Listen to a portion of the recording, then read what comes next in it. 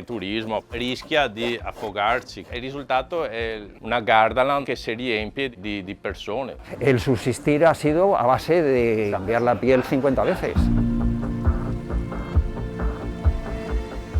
A Venezia fai una vita di relazione molto diversa da quello che potrebbe essere una città normale. El barrio de Lavapiés es un barrio tan típico, tan antiguo de Madrid, le gusta a los turistas pasar y verlo.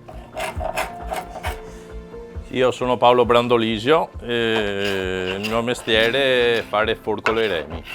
Le forcole sono, diciamo, gli scalmi dove si appoggia il remo sulla gondola, le parti consumate e più o meno dove appoggia il remo il gondoliere, dove lui fa tutte le manovre per direzionare la gondola. Mi nombre es Luis Miguel García, mi edad es de 66 años y soy el propietario de este establecimiento, de esta zapatería. Está enclavada en el barrio de Lavapiés, que es un barrio de los genuinos de Madrid, más antiguo. Yo he nacido aquí, en la misma zapatería, porque antes era vivienda, además de comercio. Y mi vida primero con mi padre aquí ayudándole de pequeño y a continuación ya, pues una vez que él falleció, que yo ya tenía eso, 18 años, pues me tuve que poner al frente de la tienda. Dime. No, Ciao. niente, ero proprio del passato per domandarti se ti avevi novità di quel remo soi. Questa è la mia bottega, apparteneva prima al mio maestro, a Giuseppe Carli. Cioè, erano i tempi che andava tutto a remi, quindi il mio maestro mi raccontava che lui è venuto qui, aveva 9 anni a lavorare. E mi ha detto, c'erano 7 persone fra questa e l'altra bottega. E ora sono da solo, una bottega sola. Quanti anni avevi qua? 18 anni.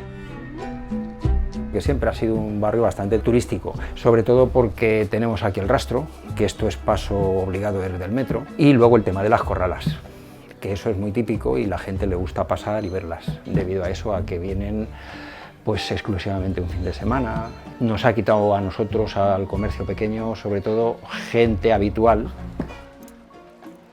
Quando ero ragazzo, se appena fuori di casa tu dovevi comprare qualcosa, avevi a 5 minuti, neanche a 2 minuti da casa tua, un panificio, uno che vendeva il latte, un macellaio. La città man mano ha perso gli abitanti e quindi le botteghe sono sparite un po' alla volta per vari motivi, non solo perché sparisce l'abitante, ma perché gli affitti sono aumentati.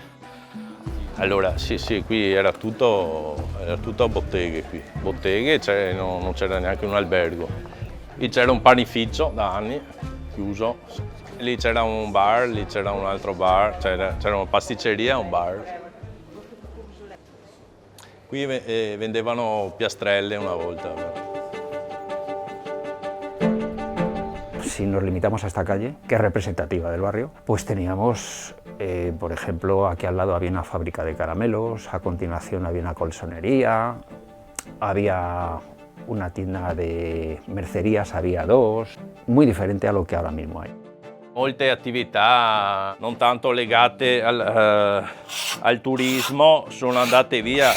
Se sposti il lavoro a Mestre, anche quello che va a lavorare gli conviene andare a Mestre, quindi tu adesso i veneziani li trovi a Mestre, a Favaro, a Carpenedo, li trovi nella zona fuori città, ecco. Devi ricreare la città e quindi ricreare del lavoro che sia diverso dal solito collegamento con i turisti o pseudo, insomma. È tutto ormai strutturato che tu devi macinare il lavoro e prendere soldi perché sennò il sistema non sta in piedi. La gente che cammina è praticamente costretta a scansare i tavolini quasi. Non mi stupisco che ci sia un ristorante, mi stupisco che ci siano 2 ristoranti.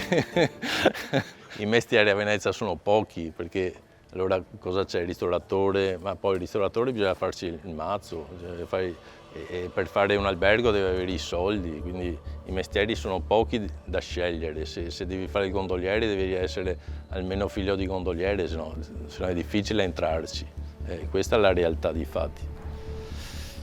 Aquí actualmente de 17 viviendas más 2 locales, de las 17 solamente 4 somos dueños de la vivienda, lo demás es todo alquilado. El barrio la verdad es que se ha llenado también de centros comerciales, que te abren las 24 horas del día y así pues claro, el comercio la verdad es che nos afecta.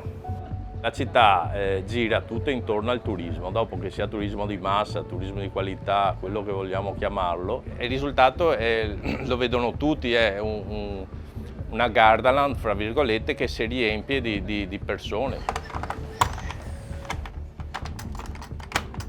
Ovviamente tutti portano soldi, per quello ho detto è la droga, perché nessuno si lamenta quando ha i soldi in tasca, no? Credo che sia difficile regolare il turismo, ma è perché per 40 anni hai lasciato andare la baracca come andava.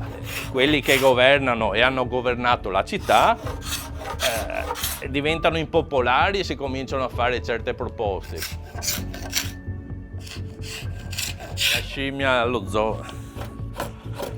Pues últimamente estoy notando un cambio a mejor, que la gente cada vez va apreciando más el comercio de proximidad, el trato nuestro otra vez vuelve a generar clientela nueva. ¿Por qué? Porque se están dando cuenta de que está desapareciendo. El subsistir ha sido a base de cambiar la piel 50 veces y de adaptarme al tipo de público, de calzado que pedían, porque el poder adquisitivo también ha ido cambiando absolutamente. Entonces, claro, de lo que yo compraba hace 20 años a lo que compro ahora también no puede ser igual. Sai, il turismo ha salvato questo mestiere come il mestiere del carpentiere che fa le gondole, perché se no adesso secondo me ci sarebbero solo barche a motore di plastica. Un po' la contraddizione è che se questa cosa ci ha salvato rischia di affogarci, capito? Se vogliamo che le cose si salvano o comunque se continuano non dobbiamo creare un museo di questa cosa. Il fatto di muoversi a remi in città dovrebbe essere normale. Se lo ricrea un po' alla volta, io invece di fare il 90% di fatturato con i gondolieri, magari faccio l'80% e l'altro 20% lo faccio con veneziani, gente che voga anche, no? Siamo tutti innocenti e tutti colpevoli alla fine di questo stato delle cose. È una realtà che è difficile da cambiare o da portare delle modifiche perché fondamentalmente ha una sua struttura che però è deleteria.